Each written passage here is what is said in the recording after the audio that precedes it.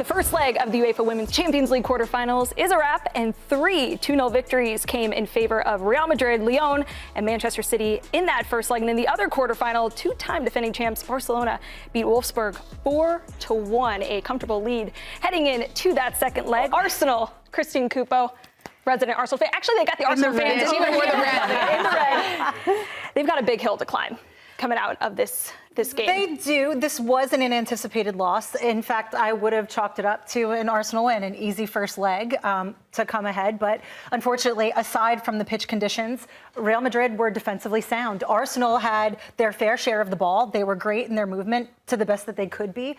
Barring that, they really did a good job of isolating Russo, who's had her handful of goals for Champions League on its own. They tried their best. Real Madrid took their opportunities that they could, literally, and converted them into goals. They created these really pretty 1v1 situations. Linda Caicedo, Atenia, they really, really did a great job in creation, and Arsenal were unable to shut them down. Got to give a lot of credit to Real Madrid. They came into this game really wanting this fight. And I spoke on Morning Footy. I said the only way that they're going to be able to beat Arsenal is if they sit low, they pick their moments to counterattack. And we really saw it. Your horn! Yeah. 2 for 2 today. 2 for 2 on the show already.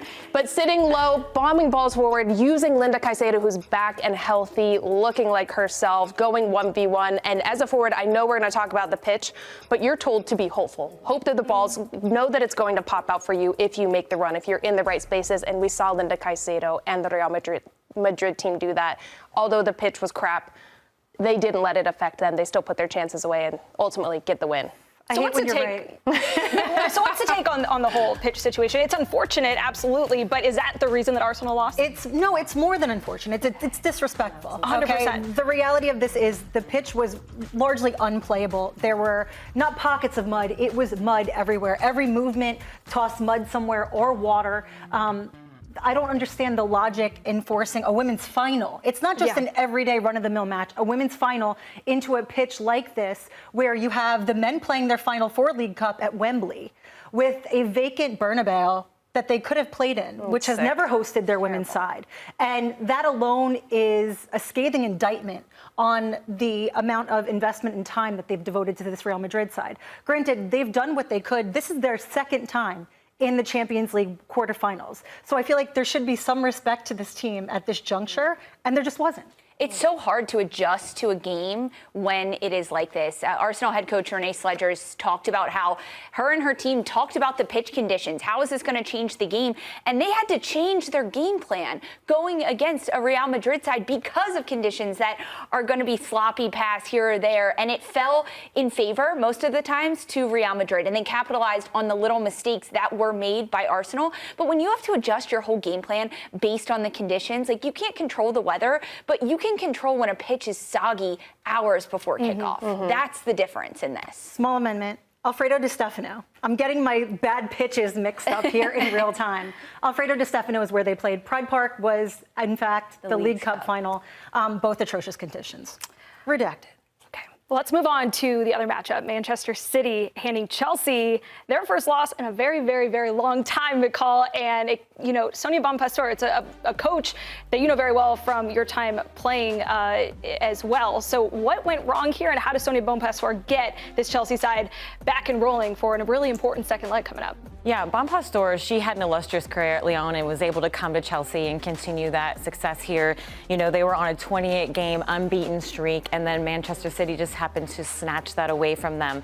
But if I know anything about Bonpastor, which I do, because we played against each other back in 2009, she came to play in America, and boy, was she a headache to follow around the pitch. You were doing dark arts on her. Oh, yeah, I tried my best. But she was a very elite pro, and so for her players knowing at an eye level that she experienced these hardships and playing these high-level games and turning it around, they have trust in her, and she has trust in herself because she has a lot of experience. So I believe that she'll right this ship right, and they'll be able to do better in the next leg. I mean, it's unheard of for teams to beat Chelsea, right? They haven't lost, but in this game, Nick Cushing, the interim head coach for City, outcoached and outmanaged his team over Sonia Bonpastor. Knowing that you're playing a top team every 3 days, you have to be looking ahead. You can't just look at that match, and that's exactly what Cushing did. He didn't start Vivianne Miedema, which posed a lot of question marks prior to kickoff of this match, but he said, I can't have her play 100% for 90 minutes every 3 days against top competition. Yeah. I have to rest her,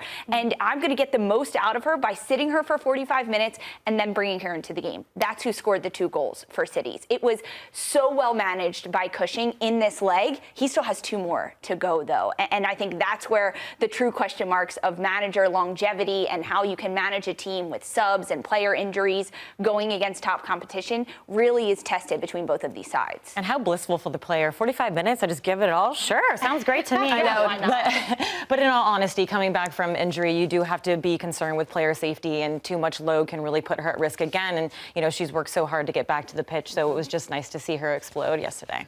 And that, you know, I guess, you know, reconfiguring of the lineups and everything is also important when you play the same team so many times in such a short span. And you two, Darian and McCall, know that all too well. So how difficult is that as a coach from a managerial standpoint and from a player standpoint? The biggest consideration for me that you have to think about is the mental burnout you get from these matches. It is heavy, not only on your body and how much you have to leave it out on the field, and especially when it's wet wherever you're playing. It's a lot, but that is more taxing to me psychologically. When you look at this schedule and you're thinking, we just showed tactics doing XYZ, we just did this, XYZ, whatever. It's really difficult to overcome that, especially when you're getting a loss. And knowing that, well, City's feeling confident. Maybe some players are going to be back and be able to play in the next match, whereas Chelsea, yes, they have a lot of depth, but they were really trying to flex, but they just didn't come out mentally as sharp as City did. So I give City the edge going into the next round, because you're going to remember how that game felt. And to me, that's even more motivating than maybe a deeper roster who are all craving minutes. I think I agree with the mental tenacity that you need to have to play the same team over and over and over again. But I think that if you're looking at it contextually, Sonia Bonpastor is the only manager who's had to go through this arduous schedule managing Lyon against PSG over and over again. She's the only one who was well prepared to do something like this again. I think that City benefited a lot from the new manager bump in Cushing, having just fired their coach. I think they still have a bad taste in their mouth losing out the end of the season, literally the final day last season for the league. I think that Chelsea are still largely in it for the quadruple. The only changes that they really made, including and not including their injuries, was really new skin for Kira Walsh, who was in for the Champions League game but out for the League Cup game, and Aggie Beaver-Jones. So, I think that Sonia approached this in a way of, this is how we've played our game. I think it ended up being the case that they had a 28-match winning streak, and eventually that's going to go away. And I think City took advantage of it. 2-0, most dangerous lead in the sport, as they say. So who's going to come out on the other side and punch their ticket to the semifinal? McCall, what do you think? I think for me, it's going to come down to individual brilliance on players, right? Because there's only so many chess pieces you can move around when you're playing a team so often and frequently. And they know each other. They know the ins and outs of each other. So at this point, it's who's going to show up on the day. They need someone to really lift their team, rise above, like a Medema did for Manchester City. Yeah, they've got that one WSL game in the middle coming up this weekend, Lise. Which I think City puts a lot of stock into, right? They want to stay at the top of the table. They're sitting lower than we've seen in several years. And for Manchester City, they want to get into Champions League next year. Meanwhile, Chelsea, they kind of have the Super League on lock at this point. They want to win Champions League. And I think when you put so much stock into Champions League, you're then coming home to play against City. Pound for pound, I would take Chelsea in the matchup for Champions League.